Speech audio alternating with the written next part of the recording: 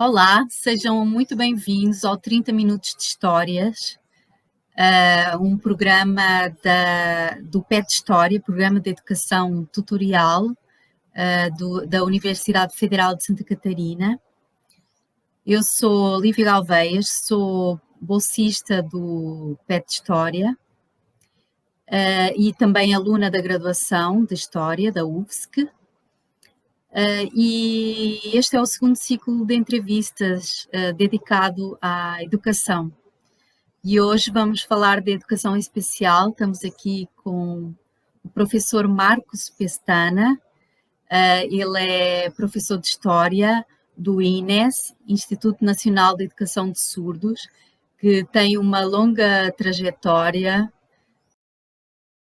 uma instituição antiga que foi inaugurada em 1856 no Rio de Janeiro. E agora eu gostaria de convidar o nosso convidado, o professor Marcos Pestana, para se apresentar e falar um pouco sobre o seu percurso. Olá, Lívia. Olá a todas e todos que estão acompanhando o programa. Como a Lívia falou, eu sou o Marco Pestana. Eu fiz a minha formação acadêmica, toda na Universidade Federal Fluminense, em História, graduação, mestrado e doutorado. E eu tenho já uma trajetória de 12 anos como docente do ensino básico. Eu trabalhei um ano só com ouvintes, na rede municipal de Angra dos Reis, que é um município aqui do estado do Rio. E logo em seguida eu fui aprovado para o concurso do INES. Então, nesses últimos 11 anos eu tenho atuado como professor de surdos no INES. Enfim, acho que a gente pode conversar um pouco sobre essa experiência. Sim. Existe uma diferença entre educação inclusiva e educação especial. No INES se faz mais uma educação especial, existe alguma é mais apropriada do que a outra? Tem uma mais apropriada do que a outra para a educação dos alunos surdos? Então, quando a gente fala em surdos, acho que a primeira coisa, pessoas surdas, a primeira coisa que a gente tem que ter em mente é que existe uma enorme variedade de sujeitos, que são diferentes tanto pelo seu grau de perda auditiva, mas também pelas condições socioeconômicas em que vive, pelas suas histórias familiares, pelas regiões do país e das cidades em que vivem, e também pelas formas como se comunicam, como interagem com o mundo ao redor e, portanto, como constroem conhecimento. Então, no INES, especificamente, a gente atende o público que opta por centrar o seu processo de ensino-aprendizagem na língua brasileira de sinais, a Libras, que tem ter como principal instrumento linguístico de mediação para o acesso ao conhecimento e para a produção do conhecimento a Libras. A gente trabalha com currículo regular, enfim, como qualquer outra escola. O nosso objetivo é formar alunos com o domínio dos conteúdos, das habilidades que são exigidas para os alunos de ensino fundamental e médio de todas as escolas, mas a gente tem como língua de instrução a Libras, o que não significa que seja a única língua que circula no ambiente escolar. A gente é uma escola bilíngue, portanto, a gente opera também com o português, principalmente como língua escrita, então convivem essas duas línguas no ambiente escolar. Mas essa é uma realidade nossa, específica, particular. O INES é a única escola federal voltada especificamente para atender o público de pessoas surdas. Existem outras escolas municipais, estaduais, mesmo privadas, que também atuam principalmente ou exclusivamente junto ao público surdo, de pessoas surdas, mas também é fato que a imensa maioria das pessoas surdas que estão em processo de escolarização estão em outras realidades cotidianas caracterizadas pela inclusão. Ou seja, são pessoas que estão em turmas com a maioria de alunos ouvintes, e aí tem um ou dois, ou enfim, um grupo mais reduzido de alunos surdos junto com essa turma de ouvintes, via de regra, tendo a presença de um intérprete em sala de aula, né, que pode traduzir para Libras aquilo que o professor ou a professora fala, mas existe ainda uma outra realidade, que são dos chamados surdos oralizados, que fazem opção por aprender a fazer leitura labial, e, enfim, mesmo se comunicar pela fala, né? E aí dispensam, portanto, a mediação da Libras enfim, esse processo de produção do conhecimento se dá inteiramente em torno da língua portuguesa. Então, são várias realidades que coexistem no país, e acho que a gente não deve, a priori, descartar nenhuma delas, mas, evidentemente, também entendendo aquilo que cada uma delas nos traz de positivo e quais são também as dificuldades em termos do processo de construção do conhecimento, mas também as dificuldades estruturais que cada uma dessas modalidades apresenta na realidade que a gente tem hoje no país. E o que significa dizer que o surdo é muito visual? Então, embora a surdez seja esse universo complexo e heterogêneo, né, existem também algumas vertentes de compreensão do que seja a surdez. Isso se expressa no campo teórico, no campo linguístico, no campo político, no campo educacional, enfim, uma gama de espaços, de aspectos da realidade. Tem uma certa tendência de certa maneira, homogeneizar os sujeitos surdos, né, por parte de determinadas aí abordagens, né. Uma dessas manifestações dessa homogeneização aparece nessa afirmação que é muito comum, inclusive ao chegar no INES, isso foi uma coisa, né, como um profissional há 11 anos atrás, né, um novo profissional, foi uma coisa que eu escutei muito, essa afirmação, né, de que o surdo é um sujeito visual. Eu acho que isso, por um lado, se aplica em especial para os surdos que, digamos, convivem com a Libras e optam ou se veem na contingência, né, de se comunicar e interagir com o mundo por meio da Libras, preferencialmente. Então, de fato, é preciso a visualidade adquirir uma outra, digamos, um outro papel no processo comunicativo, ainda que quando a gente está conversando, falando, né, por meio, por exemplo, da língua portuguesa falada, também a visualidade esteja presente em muitos casos, né? Então, assim, não dá para a gente dicotomizar nesse sentido. Mas acho que isso também de certa maneira, assim, uma afirmação que a gente tem que olhar com certo cuidado, assim, justamente para evitar esse processo de homogeneização do surdo, do sujeito surdo. E isso tem consequências no processo pedagógico, né? Eu conto sempre que quando eu cheguei no INES e escutava muito isso, que o surdo era um sujeito visual, etc. O meu primeiro reflexo, digamos assim, como professor, foi produzir aulas e materiais de aula que fossem entupidos de imagem, muito carregados, né, de imagens, enfim, fotografias e tal. E com o tempo eu fui percebendo que isso muitas vezes é contraproducente, no sentido de que cria uma dispersão muito grande de elementos e muitas vezes a gente acaba perdendo o que é mais importante do ponto de vista do conteúdo que se está trabalhando em sala de aula e tal. Então, por exemplo, hoje eu valorizo muito mais a possibilidade de trabalhar com atenção, com detalhe, um rol bem mais restrito de imagens numa aula, e não ter a preocupação de ficar ilustrando tudo com imagens, né? Que essa é uma questão que aparece muito, assim, né? A ideia de que tudo que se trata com surdo precisa ser ilustrado com a imagem. E me parece que, pelo contrário, o papel da imagem, mais do que como uma ilustração de alguma coisa que é referido pela língua, né? O papel da imagem é de aguçar a curiosidade, de levantar problemas, de permitir discussões, né? Então, a gente não precisa ter uma correspondência imagética com cada ponto do que a gente trabalha, nem nada disso. Pelo menos essa enfim, é a forma que eu tenho julgado mais produtiva de trabalhar com os meus alunos. Já respondeu um pouco à próxima questão que eu ia colocar, que é quais os recursos que o professor de História pode oferecer aos alunos surdos. Então, nesse caso, qual é qual é o papel da língua portuguesa, do texto, na aula de história? Olha, a própria disciplina da história, né, ela tem uma relação muito fundamental com o texto escrito, né?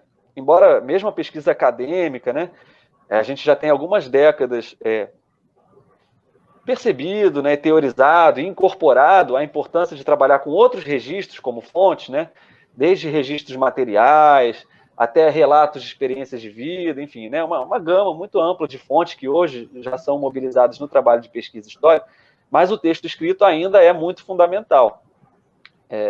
E, a meu juízo, isso também vale para o contexto da sala de aula, né? Isso por uma série de razões.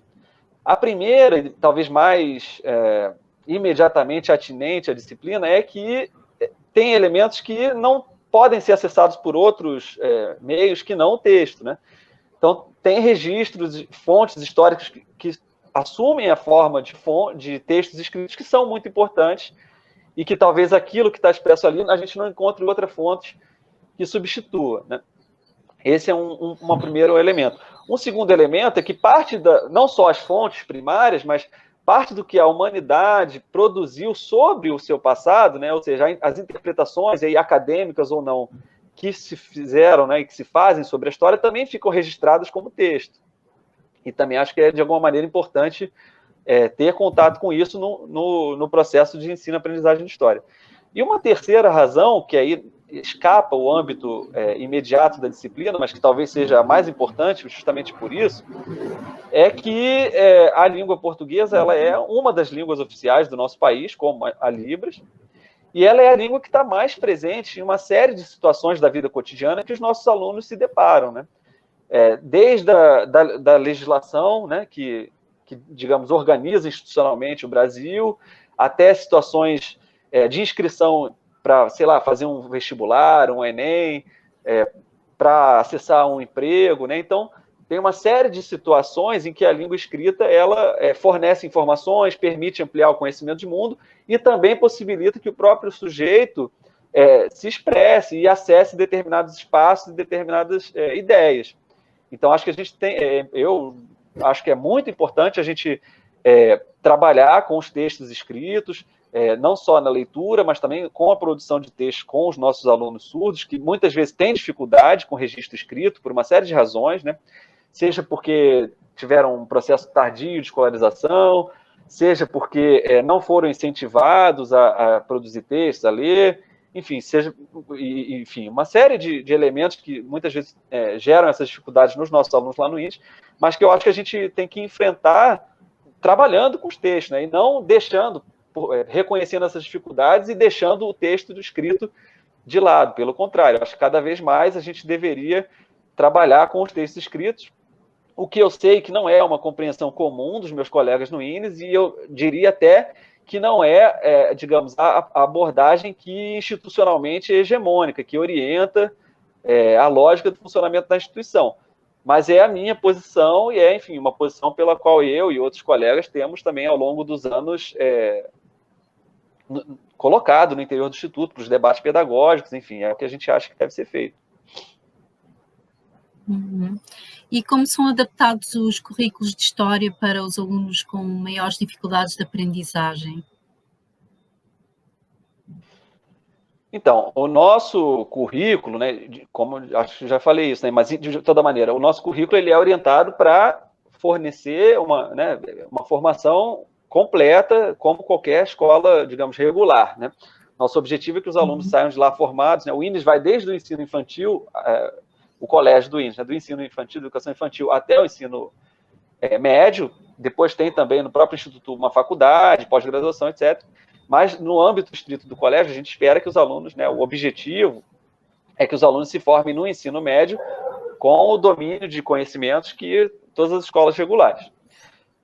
Na prática, a gente muitas vezes tem algumas dificuldades com isso, e tem casos, né, de alunos que, evidentemente, apresentam outras dificuldades, né?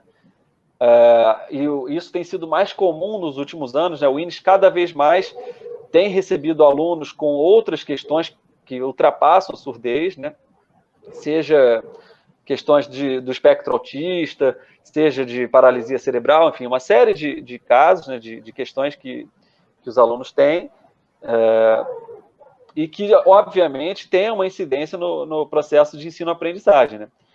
Do ponto de vista institucional, no INES, o que a gente faz, né, como, digamos, a escola como um todo se orienta pelo currículo regular, o que a gente faz é, em alguns casos específicos, elaborar planos de estudo individuais para os alunos, né, que a gente avalia que precisem de um outro trajeto, assim, que necessitem fazer uma outra trajetória no seu processo de ensino-aprendizagem. Mas aí isso acaba funcionando muito na dinâmica do caso a caso, de compreender quais são as possibilidades daquele aluno, quais são as dificuldades que ele tem, enfim. E aí determinar, enfim, a forma de encaminhar o processo de ensino-aprendizado. Uhum. E a condição socioeconómica dos alunos interfere na aprendizagem e também depois para conseguir um trabalho? É algo que é determinante, a condição socioeconómica? Eu diria que sim, né? Acho que não só no INES, como em qualquer escola, né? Porque a condição socioeconômica tem a ver com a quantidade de tempo que os alunos podem dispor para o estudo, tem a ver com as condições materiais, né? Se vai ter um espaço na casa para estudar, se não vai ter, tem a ver com, digamos, mesmo as condições de alimentação que os alunos conseguem acessar no ambiente familiar, o tempo de deslocamento para a escola, né? As condições desse deslocamento. Então, enfim, eu acho que em qualquer realidade as condições socioeconômicas são muito determinantes para o processo de ensino-aprendizagem. Né? Especificamente no INES, a gente tem uma situação que é muito peculiar, porque a nossa escola, a escola fica localizada na zona sul do Rio de Janeiro, que é, digamos, uma região particular da cidade, enfim, que é mais valorizada do ponto de vista imobiliário, do mercado imobiliário, mas a maioria dos nossos alunos vem da Zona Norte ou até mesmo dos municípios da região metropolitana, né, ali na Baixada Fluminense, que, enfim, em volta da cidade do Rio de Janeiro. Então, a gente tem um público que é, de modo geral, o público das escolas públicas, né, que enfim, comporta um certo grau de heterogeneidade, mas que também tem uma presença marcante dos filhos da classe trabalhadora, né, ou da própria classe trabalhadora, enfim, já os trabalhadores, né, porque inclusive no INES a gente tem o ensino noturno, que é voltado principalmente para pessoas que já estão trabalhando, etc. Então, mas a gente tem a presença de alunos com dificuldades materiais em maior ou menor grau, mas que isso certamente, e tudo que vem junto, né, como eu falei, o tempo de deslocamento, etc., que certamente tem impactos no processo de ensino-aprendizagem. E especificamente sobre a questão digamos, da entrada no mercado de trabalho no período posterior à formação, né, o INES tem um serviço de encaminhamento profissional para, enfim, tentar estabelecer convênios com empresas, enfim, uma série de iniciativas para auxiliar, impulsionar esse processo de entrada no mercado de trabalho. Mas a realidade, assim, acho que isso tem que ser falado, porque isso tem relação direta com as opções pedagógicas que se fazem na escola. A realidade é que a maioria dos nossos alunos, mesmo aqueles que têm o maior destaque acadêmico, eles têm dois destinos prioritários, assim, né, mais frequentes. Um são os empregos mais informais, precários, né, especialmente no setor de serviço, tal, que, digamos, exige baixa qualificação. E o outro, né, é a formação em pedagogia bilíngue, né, pedagogia em letras e português, que é o curso de graduação, de formação superior, que o próprio INES oferece. Né? Então, a meu juízo, isso é um nó muito significativo do processo que o INES tem conduzido, né? Porque a gente não tem, por um lado, né, os nossos alunos, ou eles continuam dentro do INES, ou eles alcançam posições, de modo geral, muito precárias no mercado de trabalho. Né? Então, acho que isso é um elemento que precisa ser repensado e reconsiderado na avaliação da metodologia, da postura institucional, pedagógica, que tem orientado os trabalhos. Né?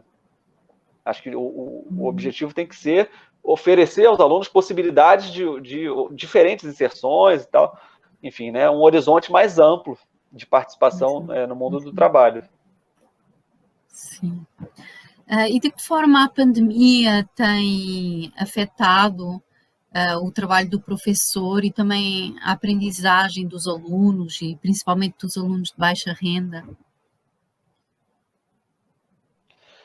A realidade é que a pandemia criou um outro mundo para a escola, né? A gente está desde março do ano passado, portanto, mais de um ano já sem aulas presenciais, né? Mas, de imediato, avaliou-se, né, a escola, a administração da escola avaliou que não seria possível iniciar um ensino remoto propriamente, né, mediado pelas tecnologias da comunicação, da informação, justamente também, em parte, por conta desse perfil socioeconômico dos alunos, porque muitos não teriam condições de acessar a internet. Então, a escola iniciou um processo licitatório para garantir acesso à internet para todos os alunos, todos os professores, mas isso só foi, enfim, esse processo licitatório só foi concluído, enfim, todo o equipamento só esteve disponível a partir de fevereiro desse ano. Então, desde fevereiro, a gente está num processo de ensino remoto, mediado pelas tecnologias da informação e da comunicação. No ano passado, o que foi feito foi, inicialmente, um blog, que tinha, digamos, um caráter facultativo, né, tanto para os professores quanto para os alunos. Os professores que quisessem colocar algum material no blog podiam colocar, os alunos que quisessem acessar podiam acessar. E no segundo momento, aí já de forma mais institucionalizada, né, mais, digamos, centralizada, mais determinada, a gente produziu material didático para ser impresso e enviado para as casas dos alunos, né? Então, a gente produziu algumas apostilas no ano passado, do segundo semestre do ano passado, principalmente, que foram enviadas para os alunos. E agora, né, a partir do início de março, a gente tem feito essa experiência com o ensino remoto mediado pelas tecnologias da comunicação e da informação, mas ainda com muitas dificuldades, né?